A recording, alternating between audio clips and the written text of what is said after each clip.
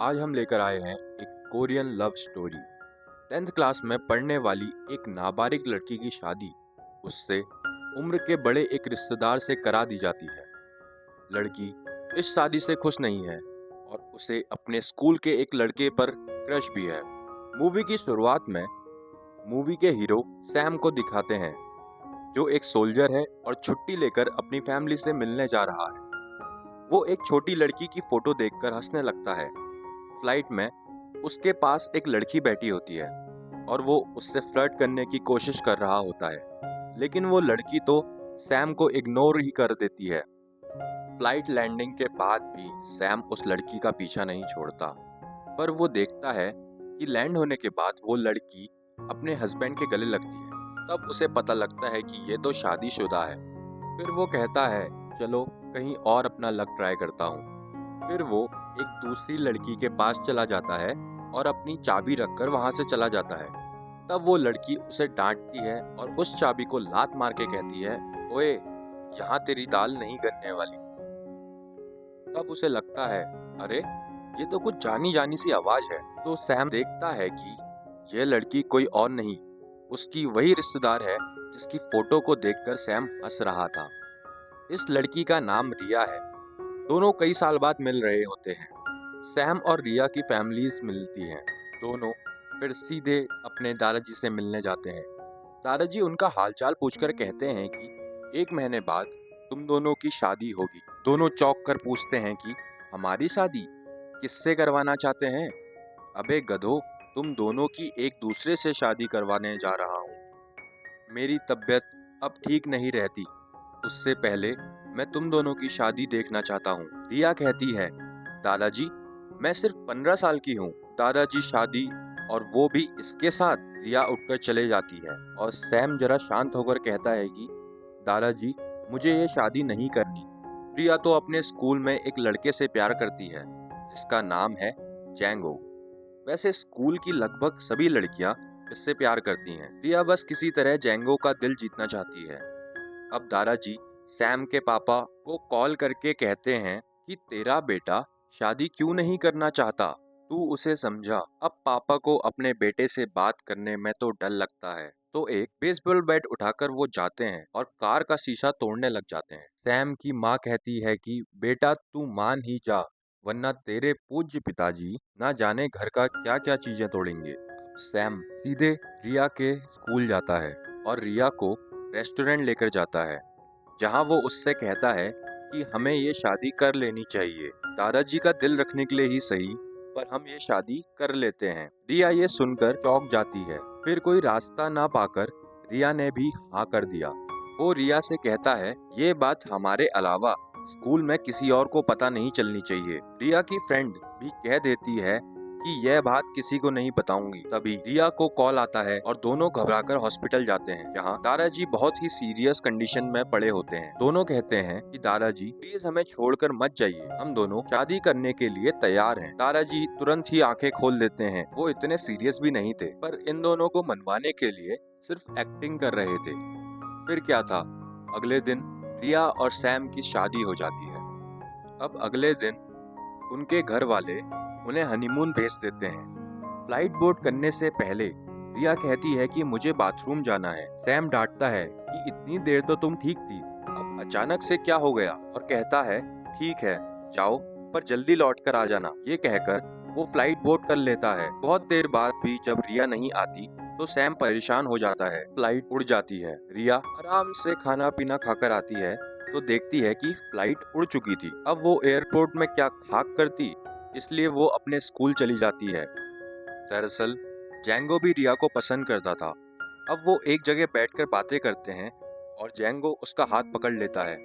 वो नर्वस हो जाती है, लेकिन इतनी छोटी होने के कारण वो कुछ गलत नहीं सोचती। अब थोड़ी देर बात करने के बाद वो दोनों अपने अपने घर चले जाते हैं, पर रिया अपने घर जा नहीं सकती थी क्योंकि उसके घर वालों ने उसे हनीमून में भेजा था। थोड़ी देर घर के बाहर खड़े रहने पर वो देखती है सैम वापस लौटकर आ गया है। ऐसे जाएंगे तो सभी को शक हो जाएगा। ये कहकर दोनों अपना ड्रेस चेंज करके घर आ जाते हैं, जैसे कि उनका हनीमून सफल रहा। डिनर के बाद रिया को नींद आती है तो सैम उसे उठाकर कमरे में लेकर जाता है। घर वाले इन्हें एक नया घर भी दिलाते हैं और अब रात को रिया पढ़ रही होती है तो सैम उसके साथ रोमांटिक होने की कोशिश करता है, पर रिया उसके सर पर पेंसिल ही घुसा देती है और उसके सर से खून निकलने लग जाता है। वो रोने लगता है और कहता है, यार मैं तो मजाक कर रहा था, मार डाला इसने मुझे। अगले दिन सैम रिया के लिए ब्रेकफास्ट बनाकर देता है। रिया ब्रेकफास्ट खाकर स्कूल चली जाती है। वहाँ वो सबको बताती है कि जेंगो मुझसे प्यार करता है, पर यह सुनकर उसकी फ्रेंड दुखी हो जाती है क्योंकि वो खुद जेंगो से प्यार करती है। वहाँ सैम अपने फ्रेंड्स के साथ होता है और कुछ ज़्यादा ही रौब जमाता है कि मेरी वाइफ मेरे पैरों के नीचे रहती है, वो मेरी हर बात मानती है। ये कहकर वो रिया को कॉल करके कहता है, मैं पब में हूँ, ठीक है, अभी इसी वक्त यहाँ आ जाओ वरना बहुत बुरा होगा। रिया भी वहाँ पर आ जाती है और पार्टी के बाद सभी घर लौट जाते हैं। अगले दिन स्कूल में एक गैंग रिया को घेर लेता है और कहता है कि तुम जेंगो को छोड़ दो, वो हमारी प्रॉपर्टी है। पर इतने में जेंगो आकर कहता है कि रिया को परेशान मत करो, वो सिर्फ मेरी है। रिया बहुत खुश होती है। स्कूल के बाद रिया घर जाती है और फिर सैम और रिया शॉपिंग करने जाते हैं। वहाँ कुछ खरीदने के बजाय दोनों ट्रॉली पर खेलने लग जाते हैं और तभी रिया नीचे गिर जाती है। उसके पैर को काफी चोट लगती है। सैम उसे उठाकर घर ले जाता है और दोनों खाना बनाकर खाते हैं। अगले दिन जेंगो का बेसबॉल मैच होता है जिसे देखने रिया भी जाती है। उस मैच को टीवी पर भी टेलीकास्ट किया जाता है जिसमें सैम देख रहा होता है। रिया जेंगो को बहुत चीयर कर रही है।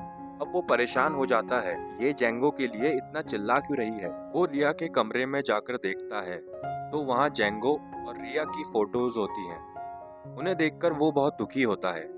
मैच के बाद रिया घर लौटती है तो सैम पूछता है कि तुम कहाँ गई थी। रिया झूठ बोलती है कि वो अपने फ्रेंड के घर गई। सच जानते हुए भी सैम उसे कुछ नहीं कहता। अब अगले दिन स्कूल में उसकी फ्रेंड रिया को बता देती है कि मैं भी जेंगो से प्यार करती हूँ, और यह सुनकर रिया को बहुत बुरा लगता है क्योंकि जेंगो तो रिया को प्यार करता है। अगले दिन सैम रिया को स्कूल ड्रॉप करने आता है।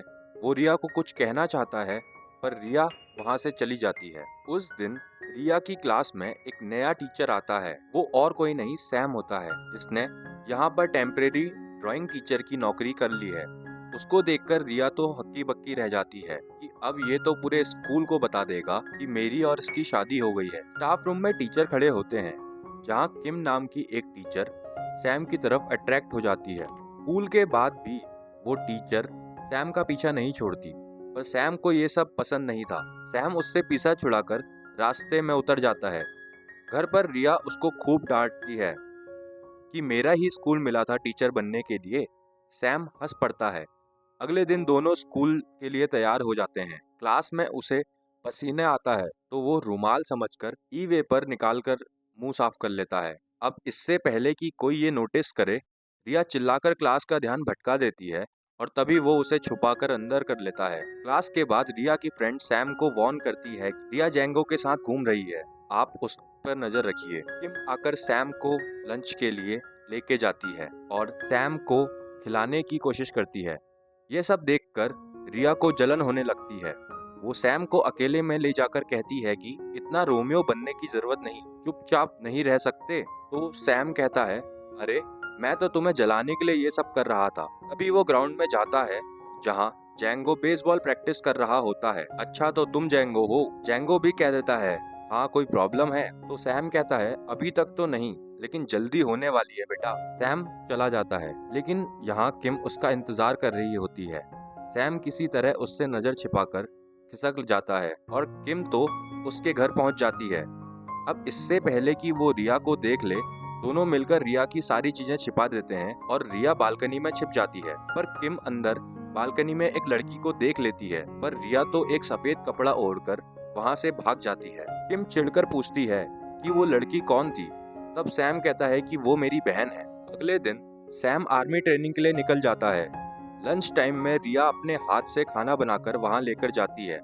सैम के दोस्त भी खाना खाते हैं और रिया की खूब तारीफ करते हैं कि खाना तो लाजवाब बना है। फिर सभी जानकर खूब मस्ती करते हैं और लौटते वक्त कुछ राउडी इन्हें चिढ़ाने भी लगते हैं, पर सैम जो कि एक सोल्जर है वो फाइट नहीं करता। रिया उन्हें पीटने लगती है।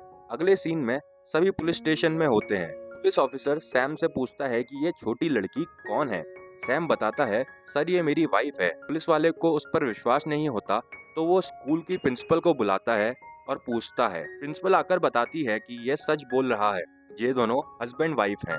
तो पुलिस वाला उन्हें छोड़ देता है। यह सब जानकर किम का मुंह लटक जाता है और वो इन दोनों से बदला लेने के लिए अगले ही दिन अनाउंस कर देती है कि हमारे स्कूल एक पेंटिंग कंपटीशन में भाग ले रहा है। उसके लिए एक बड़ी दीवार पर रिया एक शानदार पेंटिंग बनानी होगी और ड्राइंग सर उसकी मदद करेंगे। रिया इस बात से बिल्कुल भी परेशान नहीं होती और उस बड़ी दीवार पर धीरे धीरे ड्राइंग करने लग जाती है। सैम के कहने पर उसकी फ्रेंड भी रिया की मदद करती है। शाम को दोनों चली आती हैं।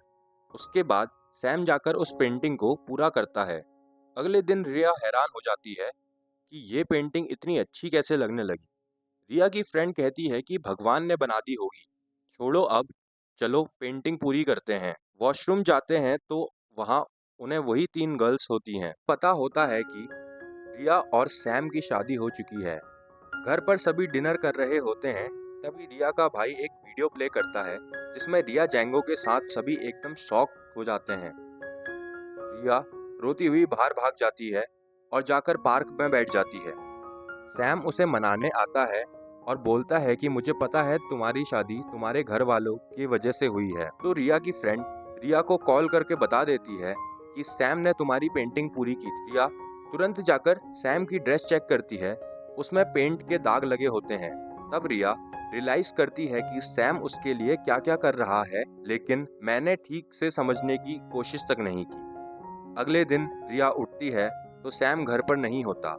रिया उसके कमरे में जाकर देखती है, उसमें सैम और रिया की बचपन की फोटो एक एल्बम में होती है। उसमें रिया के एक लेटर भी होता है। आर्मी में जब भी वो अकेला महसूस करता था, रिया का लेटर पढ़कर वो अपना अकेलापन दूर करता था। धीरे धीरे रिया सैम के प्यार को समझने लगी थी और खुद भी उससे प्यार करने लगी। अगले दिन ड्राइंग कंपटीशन आर्ट सेलिब्रेशन चल रहा था। रिया जैंगो से मिलती है और कहती है कि अब मैं तुमसे नहीं मिलूंगी क्योंकि मैं किसी और से प्यार करती हूँ। यह कहकर वो ऑडिटोरियम पहुंच जाती है जहां सैम सभी को रिया के इस पेंटिंग के बारे में बता रहा होता है। तभी एक लड़की बोलती है कि सुना है आपने एक नाबालिग लड़की से शादी की है। अब सैम इस बात को और नहीं छुपा पाता और पूरे स्कूल के सामने वो कह देता है कि हाँ, मेरी और रिया की शादी हो चुकी है, लेकिन हमारी मर्जी से नहीं बल्कि बड़ों के कहने पर। रिया स्टेज पर आकर कहती है कि सॉरी, मैंने तुम्हारे प्यार को नहीं समझा। अब मैं तुमसे सिर्फ तुमसे प्यार करती हूँ।